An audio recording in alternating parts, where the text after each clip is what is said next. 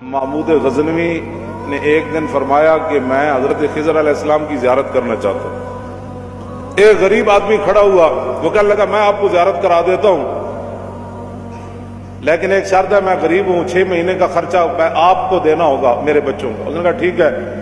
6 مہینے کے بعد محمود غزنوی نے اس کو بلایا، ہاں جی خضر علیہ السلام کی ملاقات کا کوئی وظیفہ مکمل ہوا؟ اس نے کہا جی کچھ وظیفے الٹ ہو گئے، 6 مہینے اور چاہیے۔ اس نے کہا ٹھیک ہے۔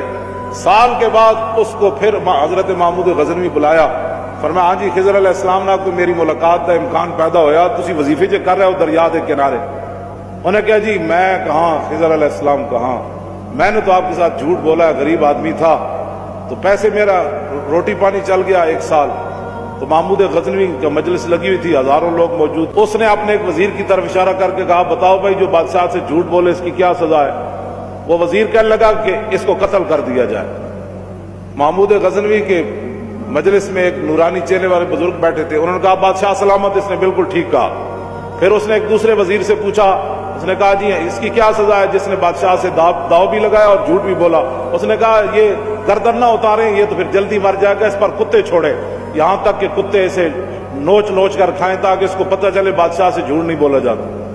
تو وہ بزرگ نورانی چہرے والے کہنے لگے بادشاہ سلامت، اس نے ٹھیک کہا۔ پھر اس نے حضرت ایاز کو کہا، حضرت ایاز کو کہا کہ ہاں جی آپ بتائیں۔ اس نے کہا بادشاہ سلامت، ایک غریب آدمی تھا، اس کے جھوٹ بولنے سے آپ کے وقار میں کوئی کمی نہیں آئی، اور 1 سال پیسے دینے سے آپ کے خزانے میں کوئی کمی نہیں ہے، یا آپ اس کو معاف کر دیں۔ وہ نورانی چہرے والا بزرگ کہنے لگا بادشاہ سلامت بالکل اس نے ٹھیک کہا۔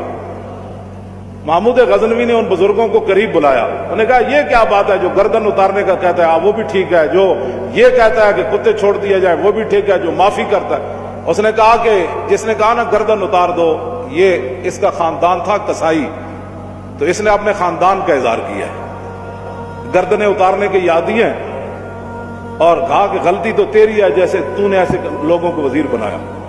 اس نے کہا جس نے کتوں کا کہا نا کتے چھوڑو، اس کے آباء و اجداد بادشاہوں کے کتے نہلایا کرتے تھے۔ اس نے اپنے خاندان کا اظہار کیا ہے، اس نے اپنی فطرت اپنے خون کا بتایا ہے، اور کہا کہ رہ گیا ایاز، یہ سید ہے اور سید کربلا میں لٹے بھی گئے،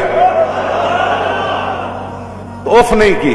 جب یہ کہا نا یہ سید ہے تو محمود غزنوی کرسی پر کھڑا ہو گیا، کہنے لگا ایاز تو نے آج تک بتایا ہی نہیں میں آل رسول ہوں، اتنا ظلم کیا تو نے بتایا ہی نہیں آج تک۔ حضرت ایاز فرمانے لگے کہ اچھا میرا راز ان بزرگوں نے کھولا تو میں بھی آپ کے سامنے ایک راز کھولنا چاہتا ہوں۔ انہوں نے کہا جی وہ کیا ہے؟ انہوں نے کہا یہ جو بزرگ ہے نا یہ خود حضرت خضر علیہ السلام ہے۔